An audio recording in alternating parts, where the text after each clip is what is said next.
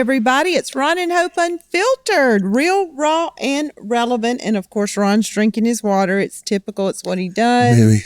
He's got him a snot rag here today. A hot drink. And a hot drink. He's been sick. I never get sick. I never get sick. So this is to cough in, and then halfway through, woo, shoo, do, he's going to get the You've never Holy used a rag. Ghost. You don't know how to use a shout rag, baby. Yeah, I don't know how. No. Do you know how? Can you show me how to use a shout rag? Look at this past Sunday. No, I want you to show me right now. The atmosphere has not been created. Really? No. You should. This past Sunday, to be instant. I'll be 57 years old this year, and I ran, danced, jumped, shouted, and did towels all over that stage this past Sunday. They came up and told me, they said, I ain't never seen a 57-year-old doing what you did this weekend. And I just had an operation on my knee. You supernatural, baby. But I got the crud. I know you do. You kept me up all night. You sure did. Baby. You finally got a revelation about 4 a.m. to get up and go. About halfway through the night, I realized it wasn't going to happen. And I didn't want to put you through that anymore. And so I just said, I'm going to go in another part of the house and just try to lay down. It was miserable. It was miserable. Miserable night. That is miserable, though. Sinus gets me worse than anything. It's just as soon as you lay down, all the crud starts draining down the back of your neck, and you just start coughing your head off. Let's don't talk about that. But it don't happen to me much. I wanted to be babied a little bit. Oh. I wanted to be babied because I didn't know what she's going to do to me. Why'd you jump? That's letting everybody know how you hit me and stuff. See how I jump? Hit you. Don't make me laugh. You see me how I jump like, see that? I did when she just reaches out to me. I think that was the Holy Ghost. No. Because that's what we're talking about fear. today. It's not fear. You're crazy. We got some awesome guests today. Well, we had Ty last week. I didn't have you. So, I have a hard time keeping the ratings up when you're not here because you're much easier to look at. And you're the funny one. You're the life of the party. But I did get somebody who is also the life of the party to take your place. I got Ty. And I'm going to tell you what, we had a great conversation. Ty's my buddy, and we have been friends for a long time. Beyond the artist and now beyond the pastor, he's been a longtime friend of mine. And we had, people I think watch us sometime like, what are Ron and Hope going to talk about next? And we talk about some crazy stuff. But I do want to be serious sometime. And I talked about, is there a generational gap when it comes to really signs, wonders, miracles, the power of God being transferred from one generation to another. There's a lot that the book of Acts, the first century church, has to say about the laying on of hands. Did this happen when when the hands were laid on you? Or did you receive this when hands were laid on you? Or to Paul to Timothy, don't forget to stir up the gift of God that you were given when the hands were laid, hands were laid on you. And I talked to Ty, and I'm going to talk about it today, about the fact that what we saw and the miracles that were commonplace in the churches we grew up in made me who I am. That's right. My Bible school didn't make me who I was. It was the myriad of experiences with God that gave me my fear of God, gave me my perspective of God and my perspective of ministry and what a church is supposed to be. And then the wonderful, amazing people that have imparted things into mine in your life that here again have impacted us greatly. Right. But then we come up on one generation, mainly the millennials who, and for reasons that I know I'm going to talk about, kind of rejected a lot of what was going on and went in another direction. But now I see they thought we were kooky. Yeah, I see now a generation that is looking a little deficient and a little depleted and saying, is there anything more? Is it just coffee and T-shirts and signs at the road? Or is there anything else that happens? Yeah. Well, that don't help you when you got a drug addict. No, help you when you got marital problems. No, you just can't go get another cup of coffee. No. And so the fact is, we now have the birth of Gen Z, and we get all these generations. You almost get them confused. But sociologists, not church, sociologists say they are a different breed, and they are going to come hard after God. Yes. And we see that. And an unabashed and we see style. It in our church. And that's what's filling up in our campuses, both campuses right now. And you and I are kind of having to retool to be able to accommodate what God is doing in this generation. So without any further ado, some of the best people I know. We don't get to spend any time with them. Been friends a long They're incredibly time. busy we are. But I mean, when I say a long time, the first time you were with them, I think, was in Camden, South Carolina, and it was like in the mid-'90s. Stewart's. In the mid-'90s. Years and ago. you came back and told me about this couple called the Binions, and that, you couldn't stop talking. I mean, we've been friends since Nicole was pregnant with her last one. Yeah, that was, 60 years ago, was it? Don't do her like that. Yeah, I'm going to have to pay for that one probably when they come up. David and Nicole. But David and Nicole Binion, they are our great guests. I want you to hang in here because nobody's done it better than they've done it, and done it longer than they've done it, and done it consistently. Yeah.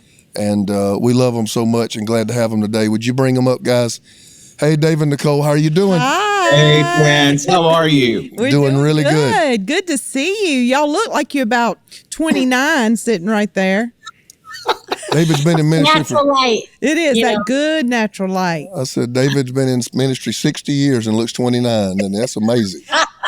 Y'all are grandparents now? Yes. We have are. one grandson that's 2.5 and another one on the way. I know that. Okay. Isn't the greatest thing in the world? This will wreck the podcast. I don't want to go here, but do you have the ability to tell this kid no? Because I've not achieved that yet. I've not achieved it. If you have, help me. I've not even tried. I haven't even thought about saying no. Why try? I do things. My kids look at me and say, Dad, you would have never let us get away with that. And I'm like, it is what it is. I'm sorry. Older and wiser, right? Older and wiser. Absolutely. He's so fun, and he's such a little extrovert. It's just precious. He's like the best church baby. He loves everybody, and everybody loves him. So super fun. And then one of yours just got married. Yes. On Valentine's Day. Gracie, our daughter, she got married. Yeah. You're so close. You're so close. You're so close. We got empty nest. Our last one's getting married in the end of May. May 30th. And all three of ours will be married. But we've been empty nesters now for a little over a year and a half, something like that. When he moved out to get his own place. I'm going to tell you, when the last one moved out, I had a bad moment that lasted about a moment. For a minute. And after that moment was over, I looked at Hope, I'm like, what do you want to do? He said, hallelujah. We can go do anything we want to do. We can walk around the house naked. We can go to Waffle House. We didn't got to watch. We can just do whatever we want to do. And we've had a blast ever since. Right. So y'all are close. Well, let's don't take up all our time on the podcast. Let's talk about this transfer conference. We got this transfer conference coming up, and y'all are a part of that. And we're so excited about it. Give me 2 minutes. Here's the center of the conversation that I want to have. I was talking to Travis Green last year on a podcast, and me and Hope, David Nicole, me and Hope, in our formative years in the early 90s, started a church. Nobody knew who we were. Nobody cared. I had a little warehouse. I had 30 people, whatever. But we would take her 1985 Nissan Pulsar with 6 million miles on it, and we'd load up a cooler and put sardines and sandwiches and Kool-Aid in it. And we would drive to all these conferences, and we'd wait outside 4 hours, and we'd sit in the nosebleed section. And I'll try not to get emotional, but we would, if somebody had a great anointing on their life, we would go anywhere and do that's why Hope came to see y'all that time. Yeah. We would go anywhere and do anything in the hopes that something would fall on us. Just something. I would sit at tables and take notes. I would chase it for hours. I didn't really have any mentor. I didn't have anybody that really they didn't take to us in any way, really. And so we just had to chase it. And we would do anything to catch the impartation that came from somebody's life. I'm really not a generation. I feel like I'm sandwiched between two. You got the Jakes and the Benny Hinns, and you got the Word of Faith guys, the Copelands and the Jessies and the Marilyn Hickeys and the Joyce Meyers, and the list goes on. And now you got the Furdicks and the Mike Todds, and the list goes on. And I'm kind of somewhere, I'm not that and I'm not that. I'm kind of something in the middle. We're just going to tell them you're 56. And, you know, now I'll be 57 this year, and I got this well. I've been pastoring 35 years.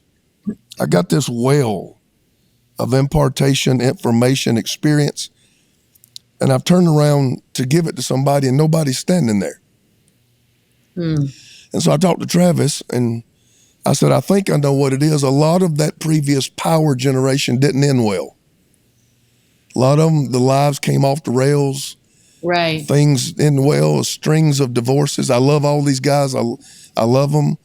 Even in our life, we've had our own bumps that, you know, we would go back and do it again differently if we could. But you just had all those guys. It ended in like a train wreck. And so the millennials looked at that and said, I don't want that. And I understand that. I don't want that. I don't want to lose my family. I don't want my marriage to fall apart. And I think that they played it safe. Yeah, if you're a power guy, you're going to go down in flames. So let's play it safe. So they rejected that wholeheartedly, and we always overcorrect. Yeah.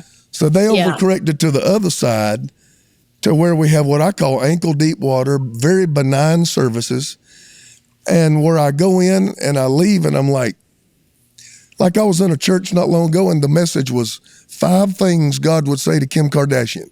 Dear Lord. And I looked at Hope, I called Hope, and I'm like, is this really where we are? This is really where we are. And I remember services where I couldn't get off the ground. Yeah. Yeah. I remember services where the fear of God was so upon me, I was scared to breathe. I remember services, hours in the presence of God, and everybody from the stage back slain in the Holy Ghost. Healings, my dad telling me about Oral Roberts, and my daddy worked the altar at a thing with Oral Roberts, and cancer fell off a woman's neck at the altar at his feet. Yeah. It fell off her neck, a piece of flesh at his feet. And David, I remember on one of y'all's albums, you said something happened that was like a high watermark in your life, that y'all were lost in the presence, and it was hours when you came to, and the service had been, you felt like minutes, but it was hours. Talk about that. These conversations don't take place anymore. And I just want to hear, am I the only one that's seeing there's a deficiency here? But or there's a cry, there's a shift. I just want to say, Nicole and I have crazy busy lives, and even the schedule for today, we got to fly to Seattle tonight for a conference, and we're but we wanted to do this. But it's just, honestly, it's like, we're so busy. We're almost like, we wish we could have picked another day. Yeah. But already this conversation has stirred my spirit that this is where we are. Yes. This is our heart. So I grew up just like you did and experienced the power movement. Yeah. I remember at 13 years of age, I saw my dad raise the dead. I saw the cancers disappear off the neck. Yeah. Yeah. I saw all of these things in my dad's ministry, and my mom and dad were so frightening. It's like I was afraid. I was never a sinner because I was afraid to sin, because mom or dad would always have this line in with God, and they would read our mail, and it was it's scary. Right. And so I grew up in all of that, but even getting past all of that, I got pulled into this life of being a worship pastor at a church. And I remember just kind of going through the motions of doing all the things. And I found myself trying to please my pastor instead of please the Lord. Mm-hmm. Yeah. Yeah. And that's a fine line. Right. We should honor those in leadership. But I found myself in this place of living kind of in anxiety, trying to make sure the pastor was happy. Wow. Yeah. And there was this time I remembered who I was, and I dove back into the presence place. And about that time, Tommy Tenney had just experienced the pulpit split Right. in Houston Right. at Richard Hurd's church, and just weeks later came to our church. And that's the encounter that hope that I Yeah. talked about on that recording. Yeah. Remember, the glory hit that house. Now, seeing all that I ever saw in the power movement, I had never known the presence or the glory. Let's call it the glory. Yeah, Glory. yeah. The glory hit the place. The terror of God hit the room, and 1,000 people dove for the floor. And I crawled on my hands and knees underneath the piano, afraid to breathe. Yep. Yep. Thinking I should pray, but anytime a word in English would come, I would feel so inappropriate. I remember laying there thinking I should get up and play something, and I had no song in my arsenal that was even appropriate Wow. for the weight of glory in the room. And then I thought I'd pray in tongues. That seemed like I can't. I had to. First of all, I didn't want to do anything that would cause it to lift. So all I could do was lay there and groan. And I thought it was 20 minutes when I finally got up, and it was 5.5 hours. But I was marked. Yeah, yeah. I was marked, and anything less than what I know is now available is just a disappointment. Yeah, yeah. But I had to learn to not live with an attitude about churches. It's like they're not there because they just haven't been exposed to it. That's exactly right. I've told, Jesus said a student becomes like his teacher. I don't think it's because a generation would reject these things. In fact, I think it's the most spiritual generation ever. Just look at all the movies about demons. I was on the plane coming here. 50% of all the movies available on the plane was about demons. So I'm like, Satan don't even hide no more. He parades his in the street. We live right outside of San Francisco. Demon-possessed people walking the street, fentanyl, people out of their mind, people crazy. He's everywhere.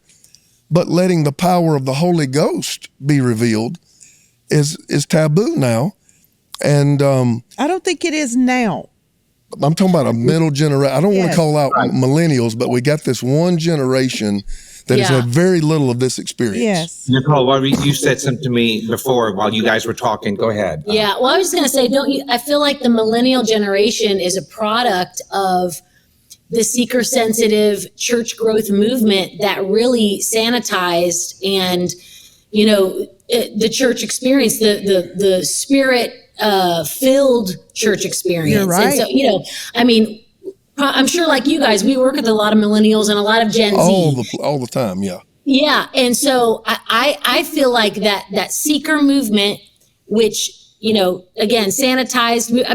Our kids, I remember they went to kids camp and got the baptism of the Holy Spirit, at kids camp.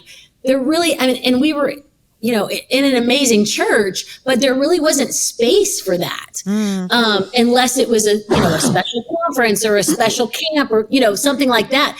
And of course, our kids traveled a lot with us and experienced, depths of the presence of God and depths of, signs and wonders. It usually doesn't come on every Sunday morning service. Right. Yeah. But yeah, I feel like the millennials are really kind of, it's kind of on us in a way, Gen X and the baby boomer generation, that made a shift, I think. And so I think what happened, a lot of what happened during the seeker-sensitive movement, there was this concept that seasoned people aged out and were no longer relevant. They didn't want anybody over 30 on the stage. Right.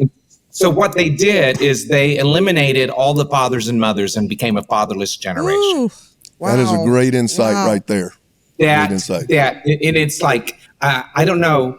The thing is, I sat in meetings with pastors, and they would meet with companies, marketing companies that would advise how we should do our church. And these leaders in the marketing company never pastored, had no clue, and started making all of these assessments. And the bottom line is, how can we get more people in the building, get in and out? And because I honestly think it had to do with getting more finance. Well, here's the problem. Now, you can start offering advice, but when the building's full and the money's flowing, and they look and say, well, you got 7,000 in your building, but I had 10,000 last Sunday.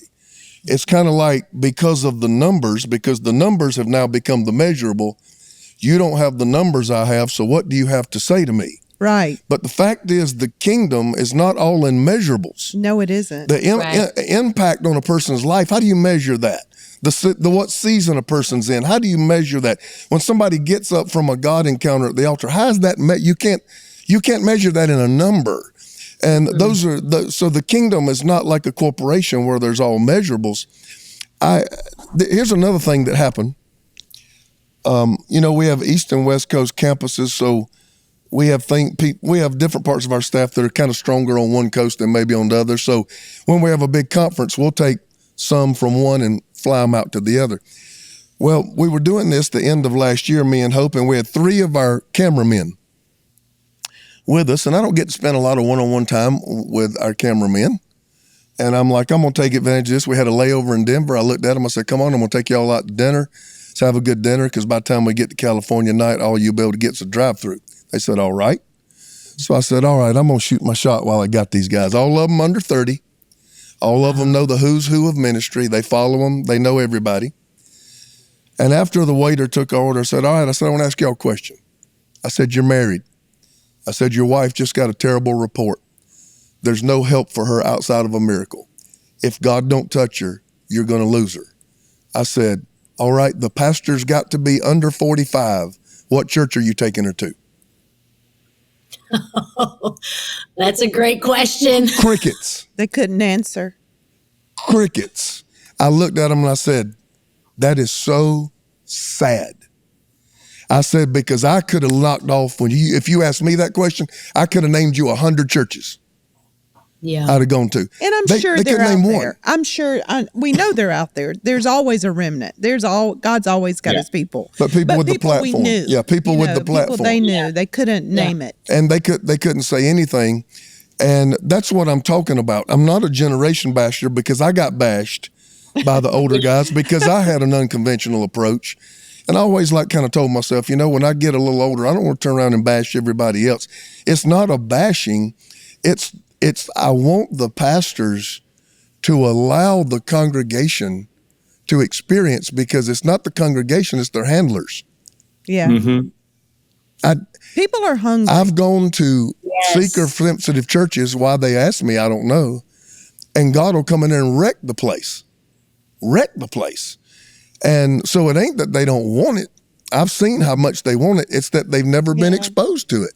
I just think it's not the posh thing. It's not the end thing. It's not the 1, 2, 3, 4, 5, 6. This is how the cool people do church.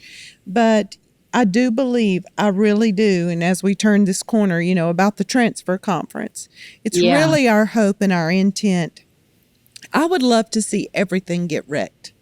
I would love to see, I just want the Holy Spirit to sweep in and his glory to fall in that place for days. I would love it. Can I just say it's rare? It's rare to hear a lead pastor make that statement. Well, we're ready. We had our planning session for the other day, and all we planned for was space. Yeah. Come on. That's all we planned for. Give God space. That was the whole planning session. I've never done that before. I've never really done a worship conference before. This, there's not a bunch of preachers coming. Yeah. It is seasoned generation and great younger generation and praise and worship leaders and church people. And we're finding, we're out in the Bay Area of California. It's the most unreached zip code in all of America, 97% unreached. The 3% are Catholic that go to church. Evangelicals do not even register as a percentage out there. And I'm going to be honest with you. I got my own confession. We went out there, and there's no church culture. They don't know the songs. It don't exist. It's not on anybody's radar. And so I felt like, I'm a gunslinger. I'm really going to have to dial this back. And the church grew up marginally. Then COVID hit. And then we almost had to start over. But I looked at Hope about a year ago. A little more than that now. I looked at Hope, I said, man, I'm not happy with myself. Wow. I said, this just ain't me. I said, this just ain't me. I said, and God didn't bring me out here to change what I am. He brought me out here because he must have thought that's what they needed. Yeah. And I made up my mind about a year and a half ago. I said, I'm going to turn it loose. Come on. This building is packing out 2 and 3 times a day. It's crazy. And it is wild what has been happening. Same is true on the East Coast. Yeah. We just bought our campus again on the East Coast, and we're having to go to multiple services. The services are coming off the rails, and I look out there, and everybody's 30 years old and down. Yes. Come on. Wow. Isn't that awesome? So, I want to use you guys at Transfer Conference, not just in your worship experience, but I'm actually looking at the laying on of hands, not for healing but Literal to Impartation. impart transfer. something, Yes. to impart something, because I believe that there's people walking around with stuff in them that's dormant. They're carrying it, but it's never been activated. Yeah. And when the Wow. right people lay hands on you, Yeah. something Yeah. happens. Nobody cares about, we don't need a session about, songwriting, and we don't need a session about how to create a set list. No, we're And, pursuing. we need pursuit. That we're pursuing in this thing. And, I've had, David Nicole, I've had Benny Hinn and Reinhard Bonnke at the same time lay hands on me. Wow. Right before Roberts died, I flew all the way across the nation to go to his little apartment. He laid hands on me. No matter how it ended, one day he's very powerful. Bishop Eddie Long and Bishop Jakes lay hands on me in the ministry. I had the denomination at which I was birthed into. I had their elders and my father lay hands on me. I had Miles Monroe asked me to lay down and took his coat off and threw it on me and prophesied that my revelation of the kingdom will be 1,000 times greater than his. And I wouldn't take anything for those experiences. Marilyn Hickey and a whole host of others with Hope. Same thing has happened to us that made us who we are. I'm ready to get my hands on somebody. Yes. I'm ready to give this stuff away. What about you guys? Do y'all feel that?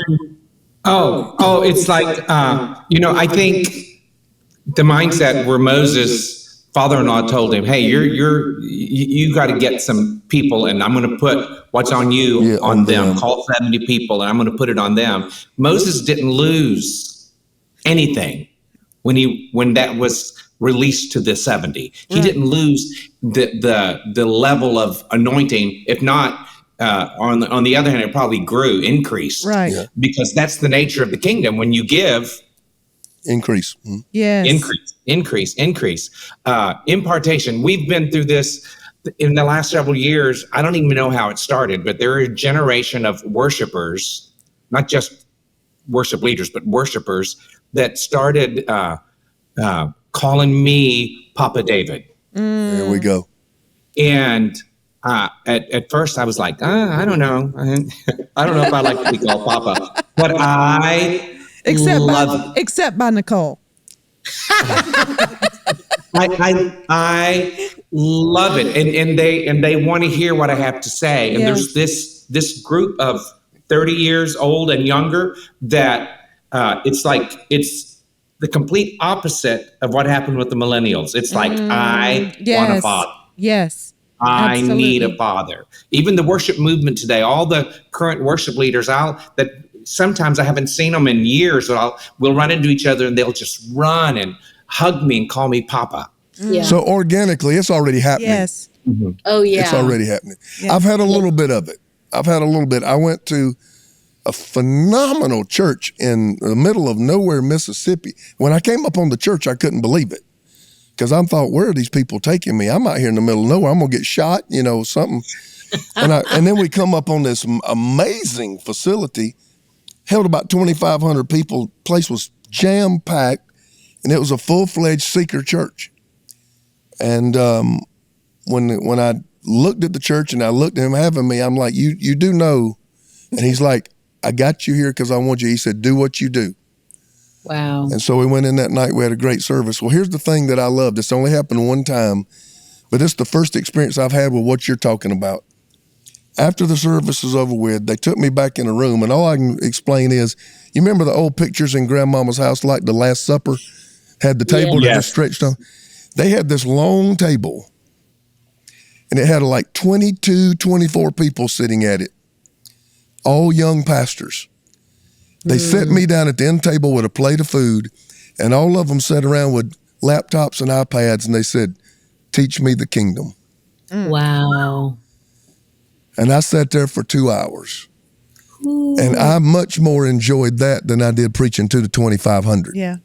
Yeah. And it's happening. I'm so eager to give away things to a generation that I know if they ever really experienced it one time, they could never go back. Yeah. You can't go back. I just want y'all to come expecting. I want you to it's not just, we're not just there to use your gift. And because you can worship, you're worshipers. And I've always said Nicole's the greatest singer in the world, but that's not why we're bringing you. We are because a lot of people can sing, a lot of people bringing you in because you're Papa. You carry the presence of God, and that is what we're after. I feel like that is the invitation heaven is releasing to the body, is for fathers to stand up and be fathers and speak. And there are times that I've had to challenge popular worship leaders that their lifestyles were questionable. And I was like, you know what? I risk our friendship, but I'm going to tell you this, because what you're doing is evidence that you don't have a father in your life. So if you're going to call me Papa, let me speak truth to you. So good. And you can't just, who will ascend the hill of the Lord? He who has clean hands and a pure heart. And so, and real fathers and mothers, while we celebrate the gifting that is on someone, man, I'm not going to elevate a gifting without speaking truth to say, this is how we live holy. Yeah. This is how we live pure. Right. And I think that's why so many people who are gifted have been messed up, because they've been elevated by leaders just because of their gift, and their character and their walk with the Lord, has not been challenged. And I do believe this generation, they're hungry for it. They want the real. They want the real. Yeah, I challenged all of our worship leaders. Ever since me and Hope went through our stuff and God restored everything, we've become that couple. If I started listing all the names of the calls we've gotten in the middle of the night, because we know what you went through and we need help. And we've had a wonderful opportunity to speak into some very powerful people at real crisis points, and nobody ever knew anything. Yeah. But I've told a lot of the praise and worship leaders who's called on us, here's where their lifestyle always comes off the rails: when they're no longer connected to a local body and they're no longer connected to a man or woman of God. That's right. Yep. That doesn't end up anywhere good. No, so I never. said, God can take you anywhere, but stay attached to a local body, and stay attached to someone who can mentor and speak into your life, who's not your friend and who's not impressed with you. Yeah. Right. Not impressed with you, but will sit there and anchor you to your character. I tell our worship leaders, I can't tell you anything about praise and worship skills, but I can anchor you to your character. And so I will always provide that purpose in your life. We got to get out of here. Anything else you want to say? No, I'm just so excited. I know y'all got to catch a plane, but soon you'll be catching a plane to see us. I am so excited to be I just want to see you guys. I know. In person. It's been a while. I know. Do you remember the last time, Papa David, you were at our church and you put a Kotex pad on your face? Yeah. It was in the green room. It was in the green room. And I went into the restroom and there were supplies. He is crazy. I forgot about that. I forgot about that. So much. Listen, we're honored. We're so honored to be coming and just expectant. And yes, us too. Yeah. too. Blessings on you, travel mercies on you. Thank you Yep. for taking a little bit out of your day and doing this. I wanted people to see your faces. I want them to hear your voice, and I want to let them know where we're going. I don't know, if this is going to be one of those conferences where people are going to pack it out or not, but I will tell you this. We're coming in and we're going for it. Yes. We're just going for it. So be ready when you get there. Make sure you got plenty of energy drinks, all right? Yes. All right. We love you guys. We love Love you y'all. guys y'all. too. So Blessings. excited. See you soon. We'll talk to you real Okay. soon. Okay, Well, bye-bye. That's awesome. We love the Binions, and it's going to be an amazing conference. Transfer is XLP will be later on the East Yeah. Coast in Greenville, but transfers on the West Coast May 7th through 9th. 7th through the 9th. May 7th Wednesday, through the 9th. Thursday, Friday. If you're a worshiper, if you're a pastor and want to bring a worship team, if you're a worship leader, Or you just want to get in the presence you just of want to God get in the for 3 presence of days. God and say, I'm empty, and that sounds like something I need. I need you to register. Go online, myredemption.cc, and register. It's free. It doesn't cost anything. But we got to make sure if you do fly across the country or midway across the We got country, a seat we for have you. a seat for you. And so we just want to make sure we can accommodate everybody, and we have them register so we know when to cut the registration off. But it's been amazing to be with these guys. I'm looking forward to transfer, and I'm glad to have you back because I sure have missed you. I missed you. She's been doing her Come Higher conference last week.